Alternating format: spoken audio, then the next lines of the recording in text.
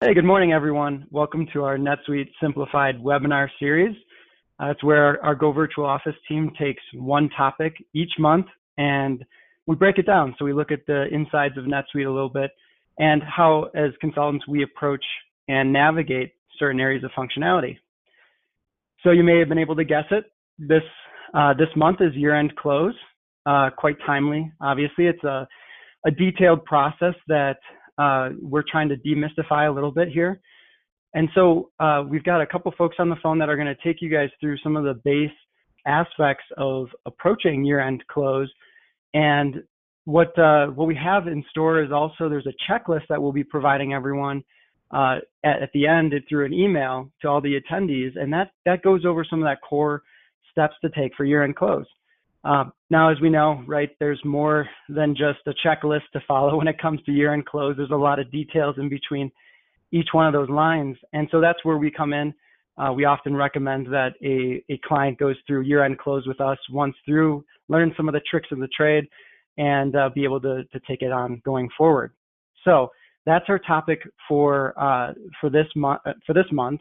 And what I ask is when we go through this, feel free to ask questions. So there's a questions feature in the GoToWebinar that we use. So you guys should be able to see that. You can type in questions and we'll have a Q&A at the end. So you'll be able to, we'll take a look at those and I'll have our Tammy and Aaron talk through them. But first, I'm gonna take one more second to talk about last month and then we're gonna do some introductions. So as I go to the next slide here, sorry, a little bit of a delay there on my end. Last month, it was all about one less click. And we had Jared, our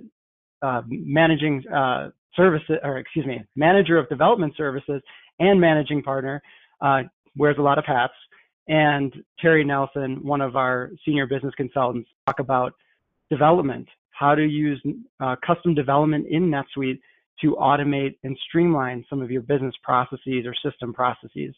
So a lot there. If you have someone in IT or yourself, you're interested and you maybe missed out, you can always reach out to us at NetSuite Simplified at goVirtualOffice.com and we'll get you that recording so you can catch up. So with that, let's do some intros. For those that have been on webinars in the past, you may recognize my face. My name is Mark Miller. I am the Professional Services Manager at goVirtualOffice. I have years of experience as a consultant as well, doing small to enterprise size implementations, many different projects. And my role today is to just help intro and exit this webinar and leave it up to the pros, Tammy and Aaron, to kind of take all the details. So with that, Aaron, why don't you introduce yourself? Hi, everyone. Thanks for joining us today. My name is Aaron Thompson, and I'm going on 8 years at goVirtualOffice. I've been working in NetSuite since 2008 and have served in a variety of capacities in operations, corporate finance, investments, and private equity. And I've had the privilege of seeing many of the features that NetSuite has and really enjoy helping clients find a way to make it simplified for them. Hey everybody, my name is Tammy Loretson.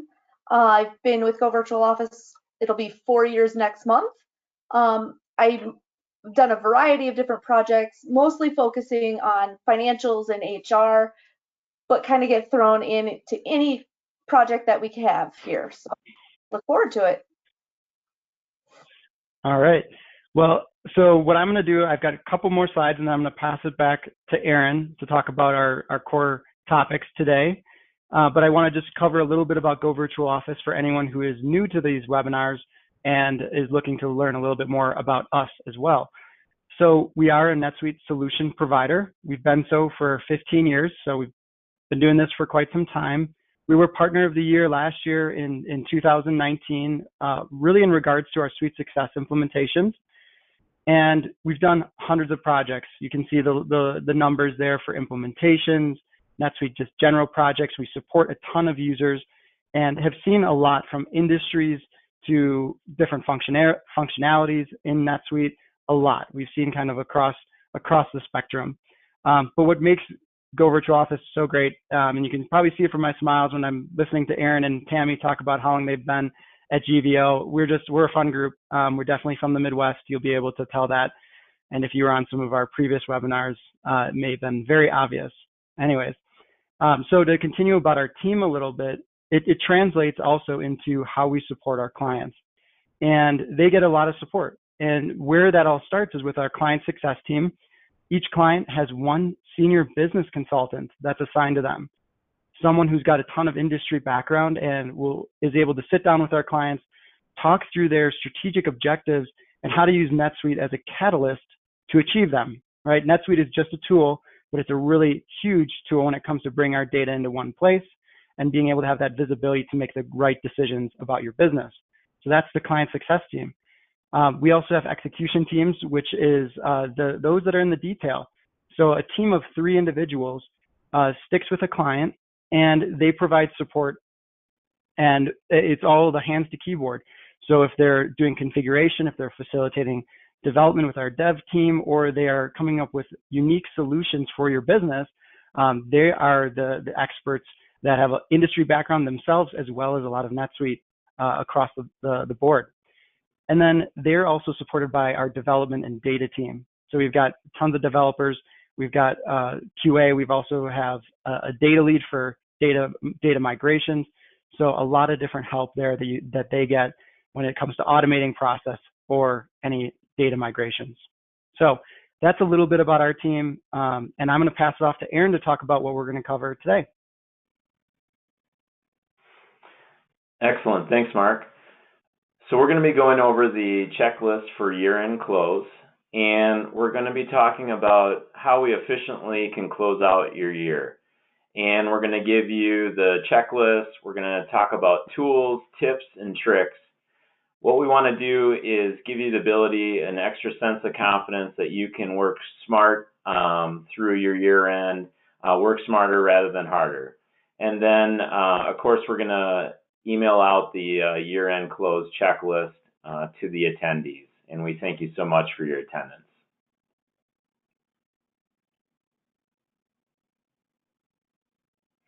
All right, our first topic set of slides is around managing financials around the turn of the year.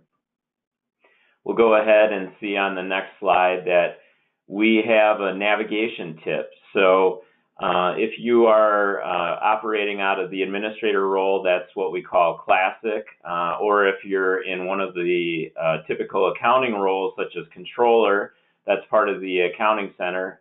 In either case, it's going to be set up accounting, manage accounting periods. And then what we want to do is get ready for the new year. We're coming across, we're wrapping up 2020. We want to get ready for 2021. So there's a blue button that says set up full year, and you'll click that, and then you'll see a pop-up that will give you the ability to say that your first fiscal month is January, assuming you're on the calendar year setup, and then you would just change 2020 to 2021, and it's going to set up all those different months and quarters and years for you in one step. So by doing this, you avoid what has happened to some clients where, you know, early January, it's into the new year, and the first transaction gets an error because there is an accounting year set up. So you're going to be ahead of the game. A couple call outs that I'll mention about this. Some of you may have a business where you have extended contracts going out several years. So you might look and say, wow, I actually have 2021 set up. I even have 2022 set up.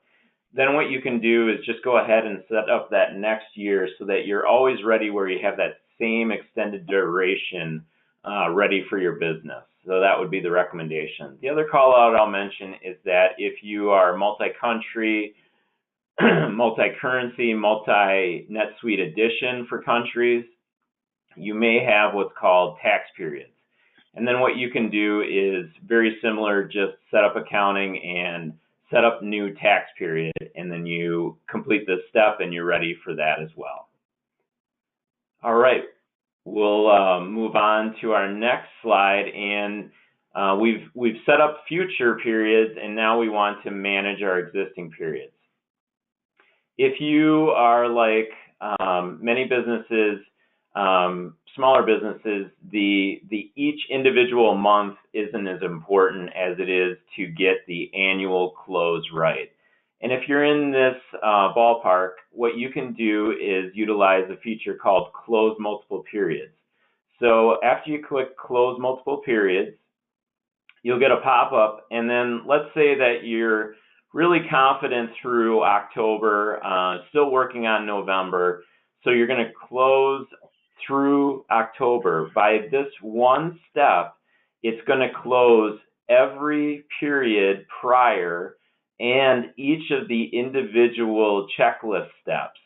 We'll show you a view of the checklist in a few slides, but there's about 5 to 10 steps depending on your NetSuite instance per period. So if you're talking 10 times, let's say 5, that's 50 steps.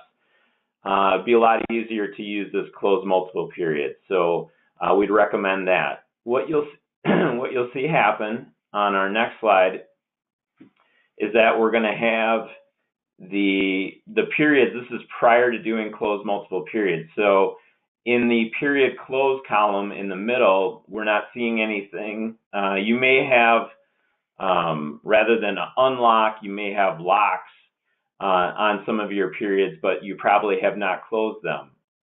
After you click close multiple periods, you're going to see on the next screenshot that we have green buttons throughout. And what that's going to allow you to do, is you're going to protect yourself. You don't want to go through the work that Tammy and I are going to describe, and then someone goes and records a transaction in May of 2020, causing you to kind of figure out, hey, I had this all figured out, and now there's something new that I need to isolate and determine what happened. This is going to prevent that risk, so we encourage you to use that feature. All right. Now let's talk a little bit more about this Manage Accounting Periods screen. So on the left side, you're seeing the different months, and then there's a checklist, which is like a magnifying glass with a piece of paper. Then there's the period close column, and then there's AP, AR, which have locks on them. And then on the far right, there's allow non-GL changes. So let's talk about a few things on this list. If you want to click into the period name, if you click into that, then one of the features that's available is to do what's called allow non-GL changes. So first you click on a period, and then it takes you to a screen, and then you would check the preference for allow non-GL changes. What that will allow you to do is it won't allow you to change something significant like an account or an amount or maybe a classification, but it will allow you to, maybe you need to add a memo to a journal entry to make sure it's really clear on your financials what that was for. If you do allow non-GL changes, that's an example of some type of change that certain accounting roles, not the general public, but certain accounting roles will be able to make. Another call out is the checklist with the magnifying glass with the icon. We're going to find out that on that's going to have about 5 to 10 steps that you can go through individually, and we'll discuss that further as we go.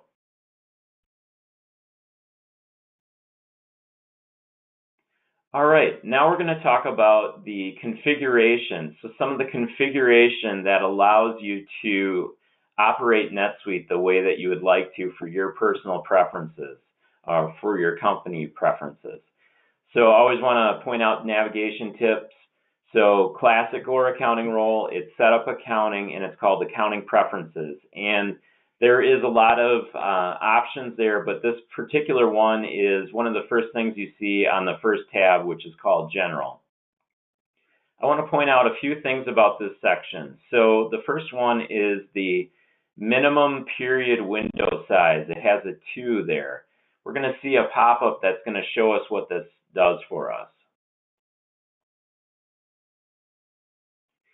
So when this comes up, we're in December of 2020, and because we have 2 period for a minimum window size, it's allowing us to just see December and January, limiting the risk. Again, this concept of limiting risk, where someone can post something going back in time or forward in time. So we would encourage you to consider this configuration step. Next, I want to point out the last preference on my screenshot, which is allow quick close of accounting periods. You may have been following along and saying to yourself, I went to manage accounting periods and I didn't see close multiple periods. Why is that? If you check this preference, allow quick close of accounting periods, that's what allows you to have that button on the quick close multiple periods. The other call out I want to make is the second preference, which is called allow transaction date outside of posting period. And there's 3 options. There's allow, warn, and disallow. We want to talk about warn and disallow. So on the next page, we're going to have a screenshot that shows you warn and disallow. If you do a warn, if someone tries to do a date and a posting period that do not match or the posting period isn't available, it's going to do a warning prompting the user to say, okay, I better rethink what I'm doing here. Maybe I made a typing error, which is very common right around the turn of the year. It's very easy to mistype 2019 versus 2020. So that will give you a warning, and then hopefully the user will take action. If you do disallow, it's actually going to not allow that transaction to be saved. If you currently are doing just allow, not warn or disallow, I would encourage you to first consider going for a warn step, because if you go to disallow and a user has an entry with many lines to it, with descriptions, they've spent some time on this, they actually may have trouble saving that record and be frustrated. So I encourage you to consider the warn. On to Tammy. Yes. Okay. So cleaning up and reconciling your financials, what steps do you need to do first? The first thing you're going to want to do after you've done your close multiple periods is make sure you go into the little house and set preferences, which are your personal preferences, and go to the analytics tab and make sure that all reports are set to report by period. The reason for this is we want to make sure that we are comparing apples to apples instead of apples to oranges. The last thing you want to happen is you have a date period mismatch and you think you've got everything reconciled, only to find out you have extra transactions in there and you didn't see them because your reports were not jiving the way that they should be. The next piece that you're actually going to want to look at is if you have any negative inventory. So if you run your negative inventory report and there's anything, whether it be by location or as a whole, that's negative, you'll want to take care of that first and foremost using actual transactions so that that's out of the way, and now you can go through and reconcile those inventory accounts. And then as you are cleaning up and preparing to get, head down into the books, you want to add any adjustment journal entries that you know need to be made. Every month or every year, there's always those entries that we just know that we have to make as accountants.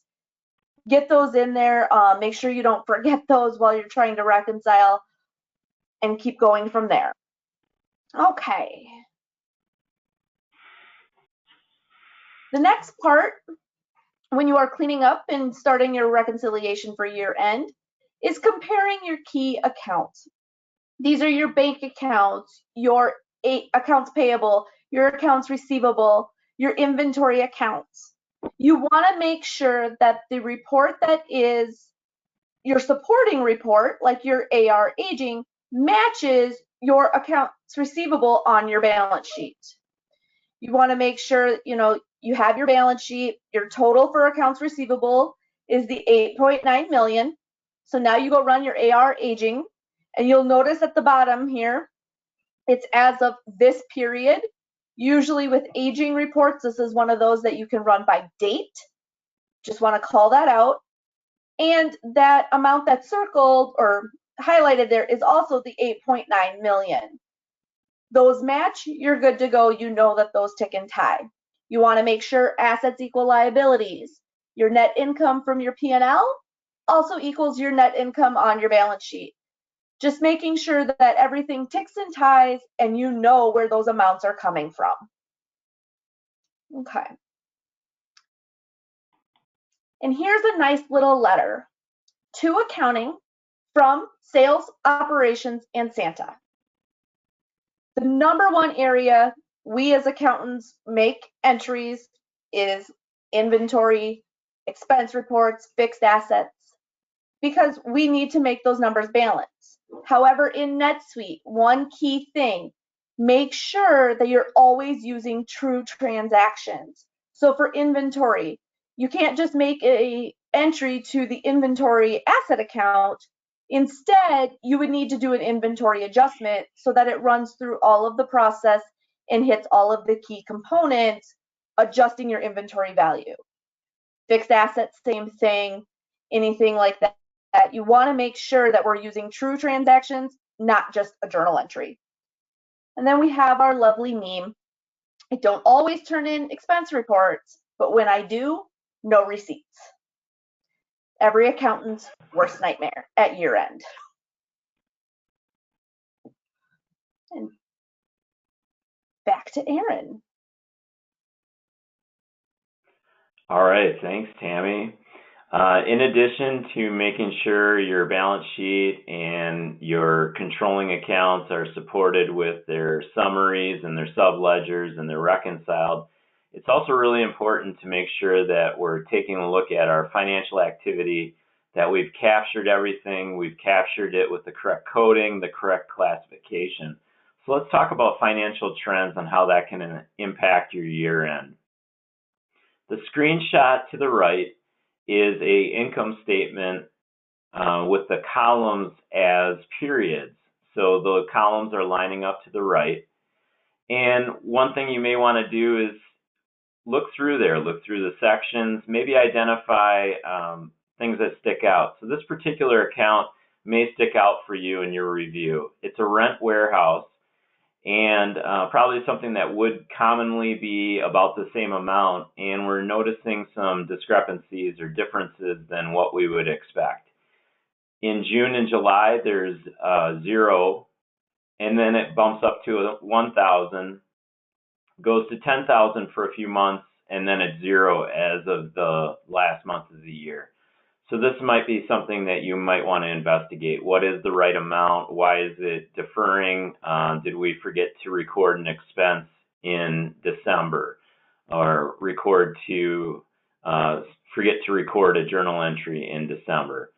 So this is an example of something where you're looking through the trends of your financials over time and identifying questions, perhaps providing insight. So maybe this is correct, or maybe what happened is the December expense was recorded to the wrong account, and you can go and adjust it, and you get this figured out prior to communicating your financials to your senior team. On the other hand, maybe there's something noteworthy going on in your business, and you want to provide that insight to your senior team or your external stakeholders. So some examples on how to use financial trends with your income statement. You also could identify process improvement. Maybe what we need to do is have a memorized transaction so that we avoid missing this, for example, or maybe a template so that we make sure it's coded to the right account. On our next slide, we're going to be looking at a different type of financial analysis. So in addition to chart of accounts, which is obviously very, very important, in NetSuite we often use location, class, and department. These are what are called financial segments. It's very common for classification to be used to categorize your income, maybe by customer type or maybe by the type of product that you have. So we're going to show a screenshot of what this might look like. This time we're running our income statement based on the columns being the classes. And we can see that we have a pretty large balance inside our no class. So there wasn't a classification set on some transactions. We can identify this and handle this now so that, maybe from a audit or accounting standpoint, the GL is more important, but maybe from a management standpoint, we really want to understand our classifications, and that is important for how we view our business. We can capture that now and make adjustments so we fix it now and hopefully prevent for the future.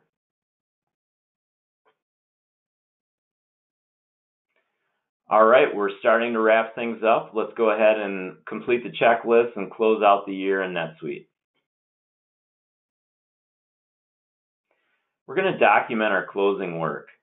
I'm going to show a screenshot example of what I may do. Tammy was talking about the balance sheet and the AR summary and showing that they're both by period and showing that the totals match on those.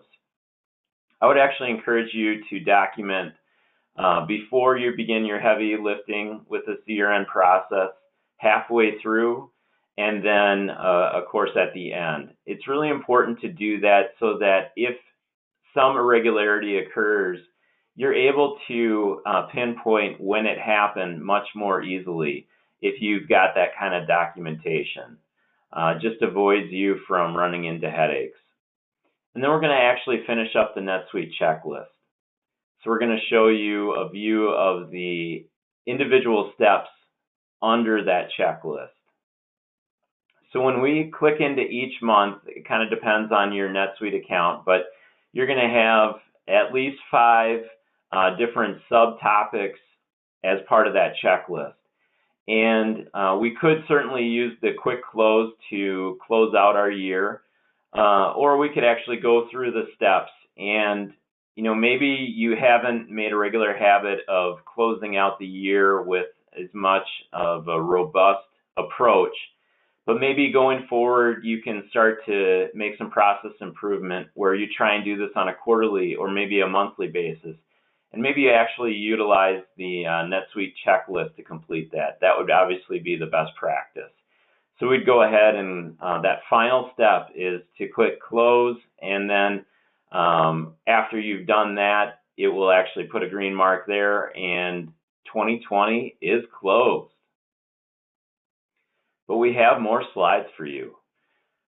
Let's make sure we're taking action based on our insights. So you had a really detailed analysis looking at your financials. You probably uncovered some operational changes that you'd like to make, maybe some accounting best practices that you'd like to implement. Maybe you can't implement all of those right at once, but let's make a list of those and work through that so that you're working smart throughout the year. And then document your steps for future reference. A great way to do that would be on our checklist. So on the next slide, we have a view of the checklist, which we will be sending out. We have gone through a lot of this, a lot of these topics. So an example where, maybe we talked about something that you just need to apply to a different concept. So we talked about AR aging summary and matching that to your balance sheet. You're going to apply the same thing for your accounts payable. And throughout this list, we've got all these different items that are available for you to go through, and we're here to help. So, feel free to contact us with questions. We should have given you enough tools and tips and tricks that you should have some confidence to approach this year end a little bit differently. And then I think back to you, Mark. Oh, got to have another meme. So accountants, we have some different perspectives. What my friends think I do, what my mom thinks I do. Go ahead and let you read that, but we get it. And at goVirtualOffice, we really emphasize the importance of the accounting role. NetSuite started out as a financial software primarily, and we're always trying to think about how can we work with operations groups to make the accountant's life easier at the end. So we get you and we value you. And I would add on the operations side, that's kind of more of the land that I come from. It's often good to take some of those lessons learned that you see through the year-end close or month-end close, and teach those that are doing the data entry some of the things that they might be missing, right? Or be able to set up mandatory fields to avoid the risk of someone not entering a classification, for example. So obviously, some of the memes that we've shown are just directed towards sharing that information. So some of the other team members that you have really know what you do, and also know what you expect, right? There's definitely things that can be done to make the year-end close easier. So with that, we're wrapping up here and getting closer towards Q&A. So if you do have questions at this point, start to log them in the questions section of the GoToWebinar. But I've just got a couple of slides before we get there. The first one is just saying that, like what Aaron said before, we can help. We do NetSuite assessments as well for general businesses. We will take a look and understand a little bit more about how you're utilizing NetSuite, and maybe there are some areas that you currently own that you're not utilizing as much, and we can give you some steps on how to take advantage of that. But also from this checklist, the webinar, as you can imagine, and some of those that are experienced accountants that have been working in NetSuite, you might say, okay, well, some of this was some of the basics, right? There's a lot to it. And no doubt, we're absolutely on the same page with that. So as you, depending on what level you're at as an accountant, and as you're going through this and how many times you've had to close, there may be some expertise that we can help out with. And that's what we often do. As I mentioned at the beginning, we'll sit down with a lot of our clients, help them work through their first year-end close. And our goal is to teach you how to fish, right? We're not there to have you be dependent on us. We want you to be able to take control of your financials, of your accounting processes, but we're there to help you with best practices. So again, we can help. NetSuite Simplified at goVirtualOffice.com. You can also follow us on social. So we do a webinar each month, as I noted. In January, it's actually going to be the same topic is going to be rerun pretty much because it is just that important. And we are going to continue through February and through the next 2021, tackling different areas of NetSuite. And we also have done quite a few webinars this year. So if you missed out, again, as I mentioned, you can email us at NetSuite Simplified at goVirtualOffice, and we could just send you the whole lot, all of the webinars, and you may be able to pick up on some tips and tricks as you look at them. But as you can see, some of the icons, we're on LinkedIn. I believe all of our webinars are on YouTube too, if you want to head out there. We are also on Facebook. And so there is a lot of different areas to follow us and know when the next webinar is coming out. We also are releasing tips and tricks regularly on social media too as well, and other events. So a lot to pick up. So with that, we're going to go into the Q&A, and I'm going to take a look at some of the questions here. And just to kind of start off, I do have a couple questions for Tammy and Aaron, and then we'll jump into the list here too as well. The first one I've got for Tammy, you talked about no customers on AR. Can you maybe talk about what are some of the common reasons that we end up seeing that on reports? Like, why do we see that no customer show up? A lot of times this comes in when we are doing an adjustment to a receivable. So you have, you've invoiced the customer and now it's going to be a credit memo. But instead of doing the actual credit memo, you just paid off that invoice with a journal entry, but you never put that customer's name in on the journal entry. And so it just sits out there with no customer to attach to as a floating item. Got it. So those are some transactions to watch out for. And generally what we see too is that there are oftentimes some culprits that are maybe cutting corners a little bit in NetSuite. That happens. It's a flexible software. We're all human. But you're able to identify those and train individuals to make sure that it's not a constant thing that you have to be worried about. Yep. All right. And then Aaron, I've got one also for you on classifications. You know, we like if you see it, I guess a couple, it's kind of a two-part question a little bit.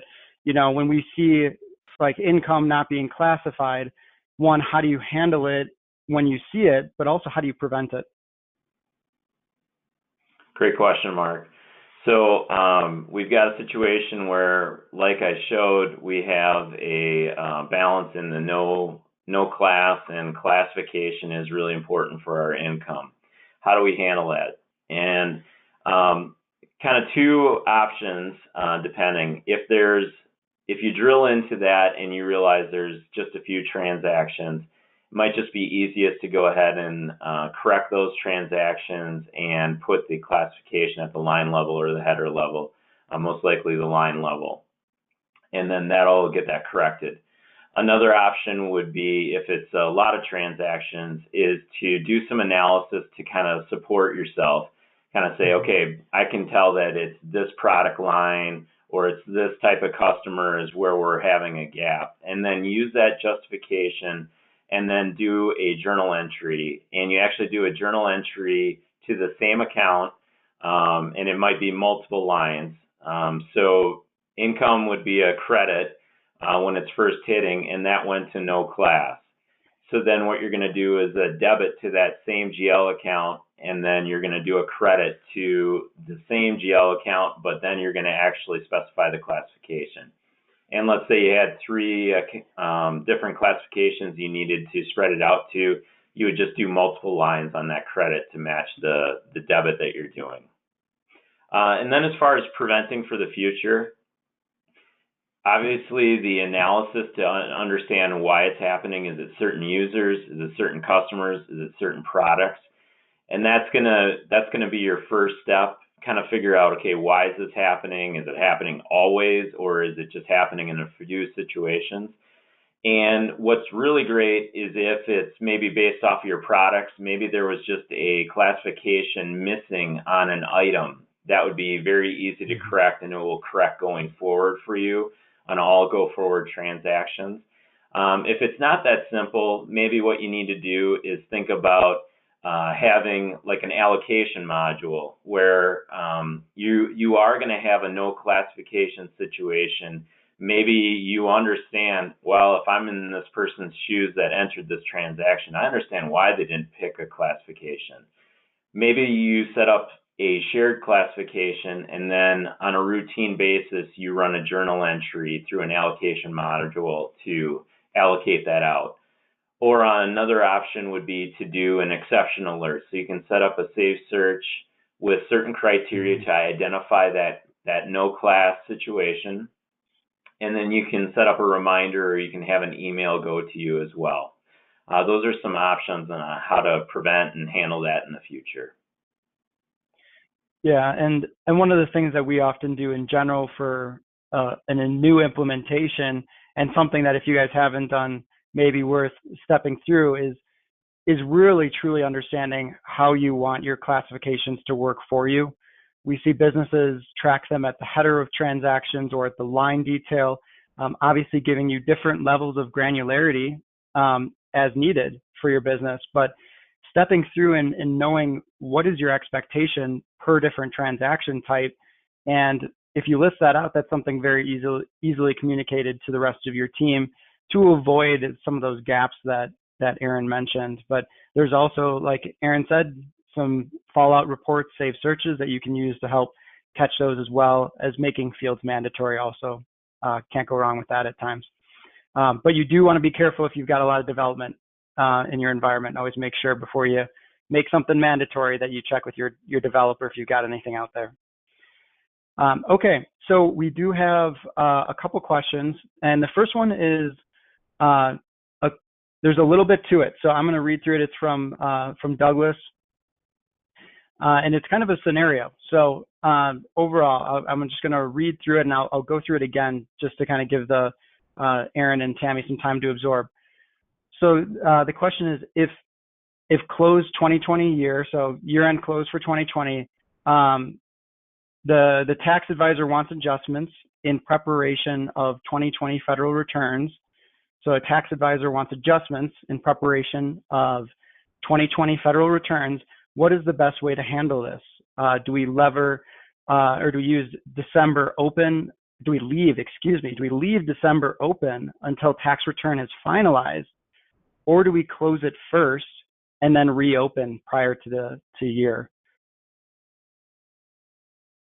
So I'll go through that one more time. Start on it. You got it? All right, go for it.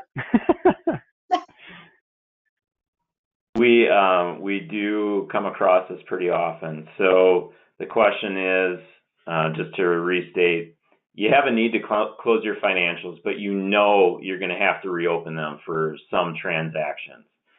And I would definitely encourage you to close that period. You want to prevent risk. You want to prevent yourself from getting a headache, and you want to prevent your business from causing you a headache. And then it's very easy to, after you get that adjusted return and you get those year-end entries that you need to make, very easy to open up that period. It actually will ask you for a justification, and you can talk about why you're doing it. And then you can go ahead and make that entry, and then it will just be that one last closing checklist item, and you'll be back. So, let's say it takes you 15 minutes to enter a few journal entries, open it, enter the entries, close it, probably a half hour tops to handle that. Okay. All right, and it looks like someone's asking for where is it recorded, and this will also be sent out to everyone on the attendee list. So I'm just replying also, if you run into any snags, you can always email us at NetSuite Simplified at goVirtualOffice.com, but I'm just going to chat that over to you as well. That was from Chris. Let's see here. Okay. And I'm just checking to see if there's any other questions. Feel free to jot them down. It looks like that is what we've got for today. So we're giving you guys a little bit of time back. And thank you for joining again. Follow us on social media. Reach out to us if you maybe missed a chance to ask a question. Aaron and Tammy will be happy to help. We can discuss certain scenarios and walk you through even more details of the checklist that'll be sent out. So once you get that, take a look at it and highlight any questions and reach out. We're happy to help. Thanks again for attending our webinar. We'll talk to you guys next month. Thanks, everybody. Thank you, everyone.